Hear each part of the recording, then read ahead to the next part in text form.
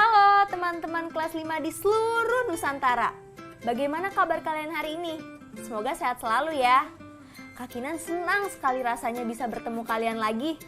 Oh iya, teman-teman hari ini sudah berolahraga belum? Kalau belum, yuk sempatin walaupun sebentar saja teman-teman. Karena itu penting agar membuat kalian badannya menjadi lebih segar. Dan jangan lupa apa teman-teman? Betul. Jangan lupa untuk terus berdoa agar ilmu yang kita dapatkan bisa diterima dengan baik dan juga bisa berguna. Semangat terus ya teman-teman.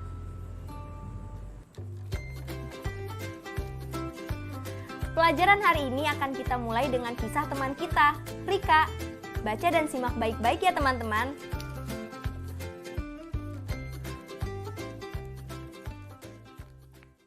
Ayo membaca. Aku kenal maskotnya. Rika melonjak-lonjak girang. Ia sudah menikmati libur 3 hari di Gili Trawangan. Piknik kali ini adalah hadiah ayah bunda karena Rika memenangi lomba menulis cerpen yang dilaksanakan Kemdikbud. Wah, Rika senang sekali. Selain dapat hadiah dari kementerian, ia juga dapat hadiah dari ayah bunda. Saatnya mereka pulang. Bandara Zainuddin Abdul Majid cukup ramai. Mereka mencari tempat duduk yang nyaman untuk menunggu waktu berangkat. Ayah, lihat itu! Rika berseru sembari telunjuknya mengarah ke sebuah papan yang memampang gambar peta Nusa Tenggara Barat.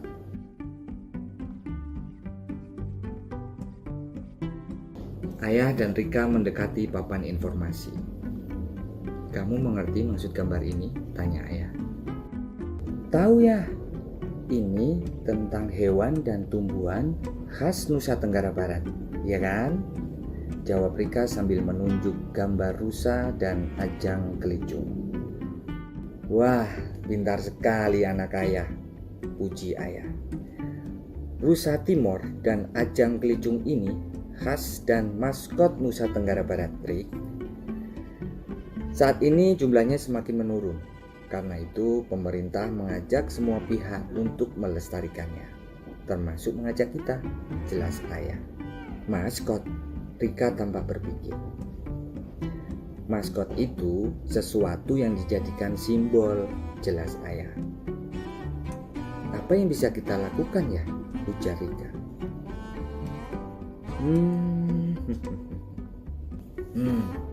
Begini, ayah tahu apa yang bisa kamu lakukan, Rika, kata ayah tiba-tiba. Aku juga tahu ya, aku akan menulis cerita yang tokohnya seekor rusa dan pohon ini, celetuk Rika dengan semangat. Benar sekali, jadi kita bisa melakukan dengan cara yang kita bisa, Rika, tambah ayah. Ayah, Rika, ayo masuk, waktunya check-in, kata bunda yang sudah berdiri di belakang mereka. Saat mereka hendak meninggalkan papan informasi, tiba-tiba Rika berhenti. Tunggu ayah, perangko itu apa ya? Tanya Rika sambil menunjuk gambar perangko yang bergambar rusa Timor dan ajang kelicung.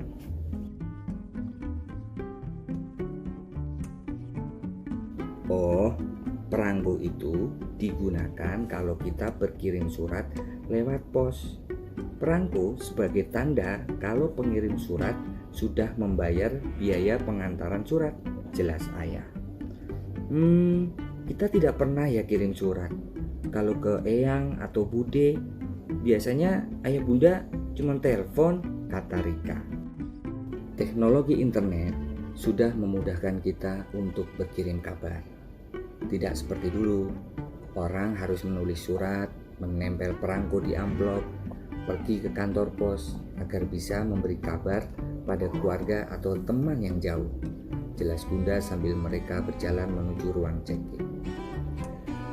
Wah, aku mau buat cerita tentang surat yang pakai perangko.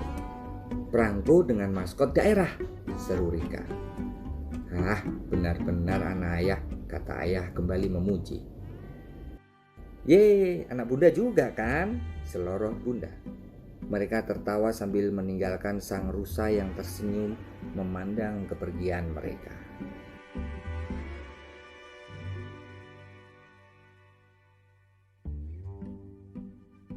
Kata baruku.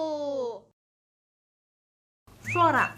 Flora adalah tumbuh-tumbuhan suatu habitat atau daerah tertentu, atau bisa juga diartikan sebagai alam tumbuh-tumbuhan. Fauna. Fauna adalah hewan suatu habitat atau daerah tertentu, atau bisa juga berarti dunia hewan. Populasi. Populasi adalah jumlah orang atau hewan atau tumbuhan di suatu daerah. Check-in. Check-in artinya mendaftarkan diri untuk mendapatkan tiket pesawat atau kamar hotel. Maskot. Maskot adalah orang, binatang, atau benda yang digunakan sebagai lambang pembawa keberuntungan atau keselamatan. Perangko. Perangko adalah tanda pembayaran biaya pos oleh pengirim surat atau barang.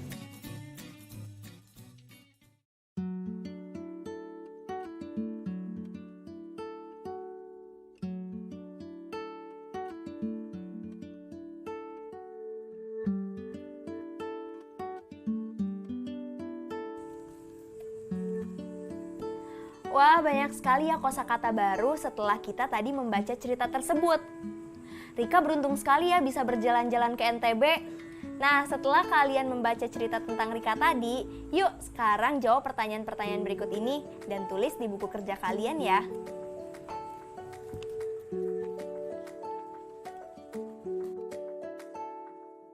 Pertama, mengapa Rika sangat senang saat pulang piknik? Kedua, ke provinsi mana Rika dan orang tuanya piknik? Ketiga, perjalanan mereka menggunakan alat transportasi apa? Keempat, dialog manakah yang menjelaskan tentang arti maskot? Kelima, paragraf pertama menjelaskan tentang apa? Keenam, apa fungsi perangko? Ketujuh, menurutmu mengapa saat ini orang jarang menulis surat?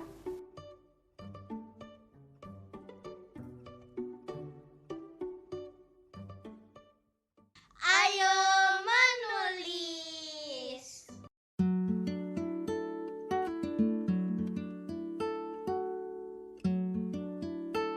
Teman-teman, masih ingat kan papan pengumuman yang dilihat oleh Rika dalam cerita tadi?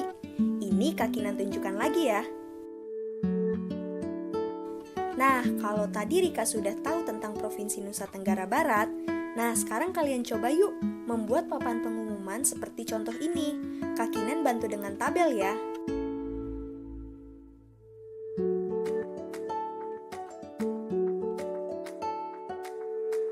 Jadi, dalam papan informasi itu, kalian bisa masukkan gambar peta provinsi, lalu lengkapi dengan simbol maskot jika ada. Masukkan juga soal gambar dan informasi soal flora dan fauna yang ada di provinsi kalian, tempat wisata, dan lain sebagainya. Kemudian, jangan lupa kalian isi dengan keterangan simbolnya di sisi kanan papan informasi tersebut.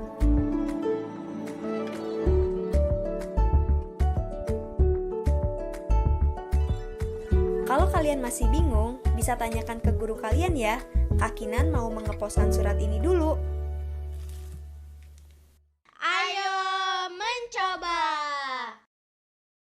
Teman-teman sudah pernah belajar tentang penggunaan kata depan di dan dari kan? Supaya kita bisa lebih paham lagi, coba lengkapi kalimat rumpang berikut ini dengan kata depan di dan dari. Kalian baca dulu kelima kalimat ini baik-baik sampai selesai. Lalu tulis jawabannya di buku masing-masing. Kemudian nanti kita cross-check bersama-sama jawabannya ya. Kalian bisa menjawab dimulai dari sekarang.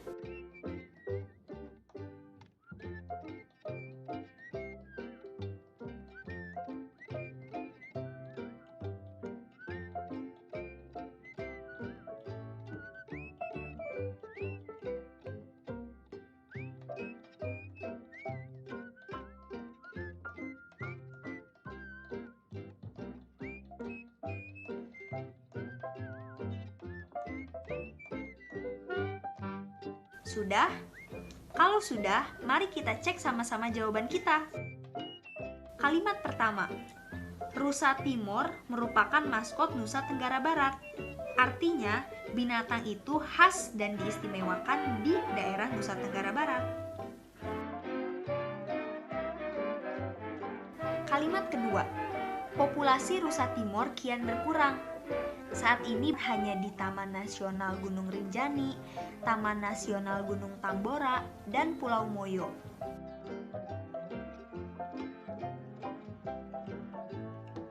Kalimat ketiga, Rika banyak mendapat ide menulis dari perjalanan pikniknya ke Nusa Tenggara Barat. Kalimat keempat, Rika membaca papan informasi yang terpajang di pusat informasi bandara. Kalimat kelima, Rika semakin bersemangat untuk menulis setelah mendapat hadiah dari kementerian dan orang tuanya.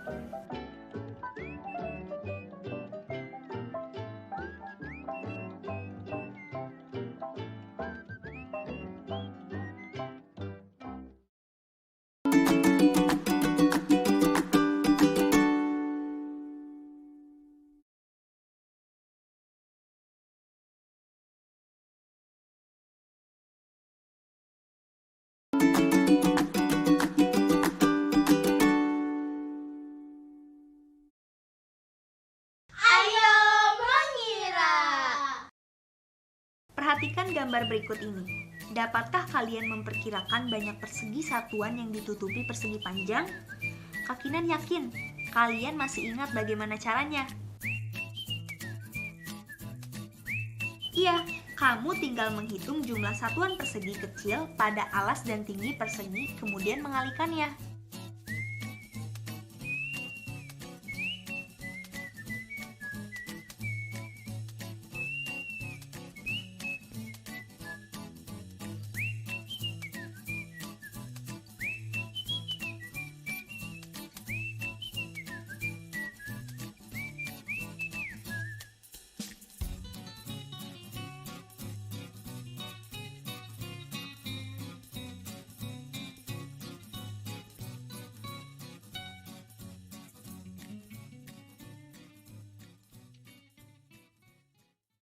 Ayo membaca.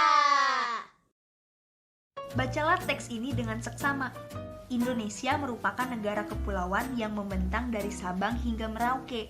Setidaknya ada sekitar 17.504 pulau di Indonesia, 7.870 pulau telah memiliki nama, dan 9.634 pulau belum memiliki nama. Jika kamu bandingkan, banyak mana pulau yang telah memiliki nama atau yang belum memiliki nama? Lalu, bagaimana cara kita membandingkannya? Untuk membandingkan bilangan, bandingkan setiap angka yang memiliki nilai tepat yang sama, mulai dari nilai tempat yang paling besar. Jadi, kita tentukan dulu nilai tempat dari kedua bilangan tersebut. Nih, Kakinan kasih contohnya. Pulau yang telah memiliki nama berjumlah 7.870. Nilai tempat dari bilangan 7.870 yaitu angka 7 pertama nilainya ribuan, angka 8 nilainya ratusan, angka 7 berikutnya nilainya puluhan, dan angka 0 nilainya satuan.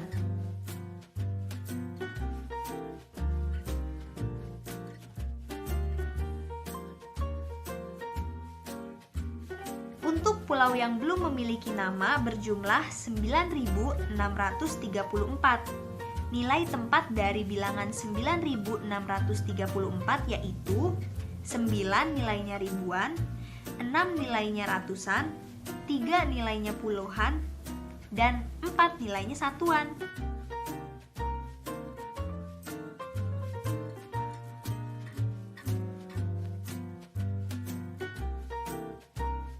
Karena 7.000 lebih kecil nilainya dari 9.000, maka 7.870 nilainya lebih kecil dari 9.634. Sudah paham kan teman-teman?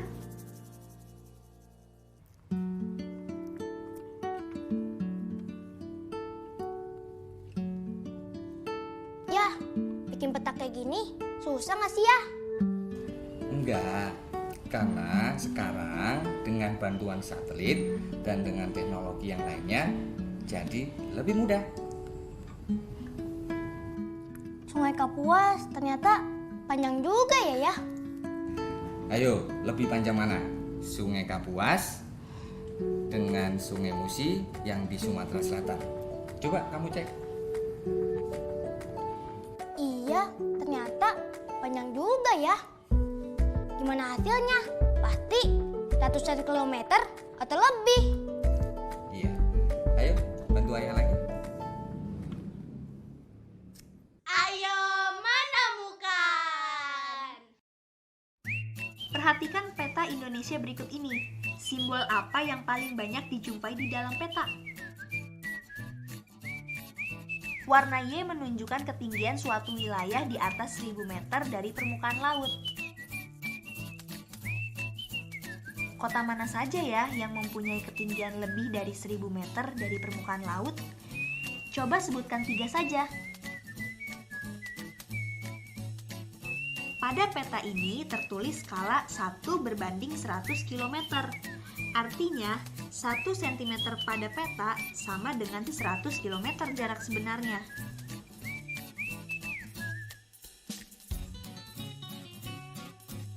Nah, apakah teman-teman punya peta Indonesia di rumah? Jika ada, coba cari tahu jarak 2 tempat pada peta, yaitu antara kota Kembatin dan Bontang di Pulau Kalimantan. Ayo berlatih. Perhatikan kembali peta Indonesia ini, lalu jawab pertanyaan-pertanyaan berikut ini ya. Pertama, tuliskan 3 kota yang memiliki ketinggian 100 sampai 400 meter di atas permukaan laut. Kedua, tuliskan 3 kota yang menghasilkan nikel. Ketiga, temukan jarak pada peta dan jarak sebenarnya antara kota berikut ini. A.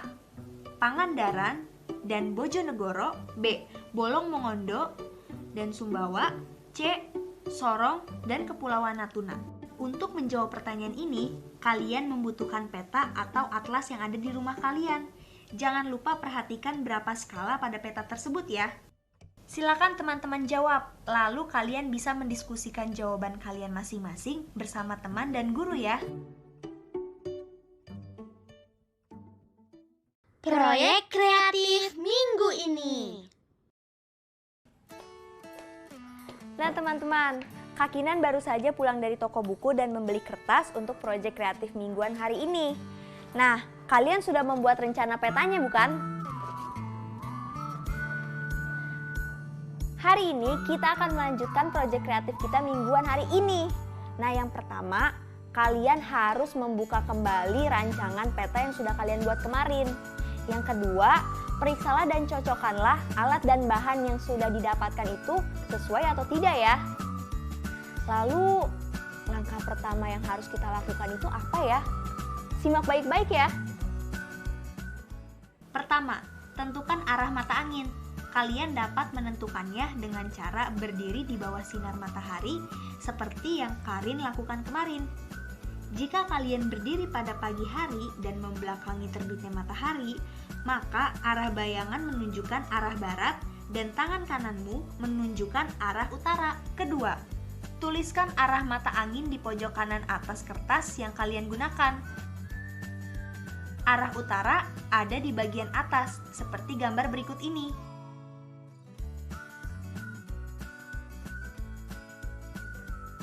Ketiga, tentukan skala pada peta. Nah, ini tidak kalah penting.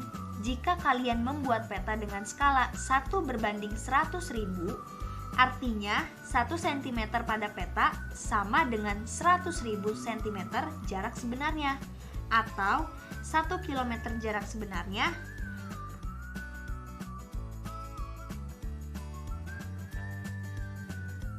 Kita mulai sama-sama yuk. Kalau kalian belum paham, boleh tanyakan kepada guru atau teman yang sudah mengerti.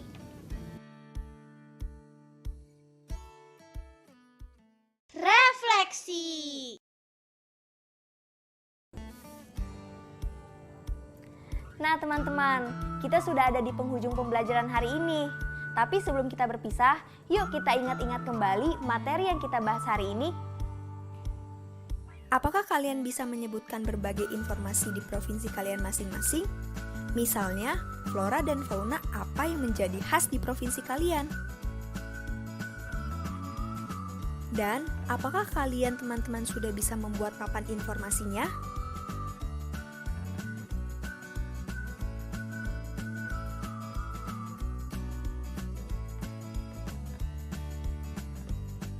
Salah satu hal penting yang harus ada dalam sebuah peta adalah skala pada peta. Apakah teman-teman sudah bisa membaca skala pada peta dan memahaminya?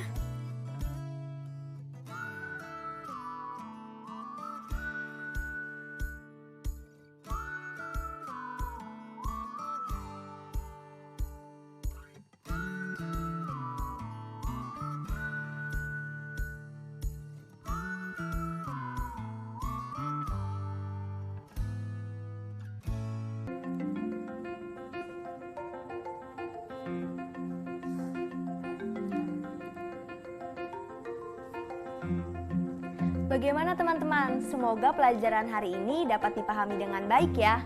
Kakinan gak sabar nih belajar bareng kalian besok. Dan Kakinan akan menunjukkan proyek peta Kakinan. Tetap semangat ya teman-teman, sampai jumpa besok. Dadah!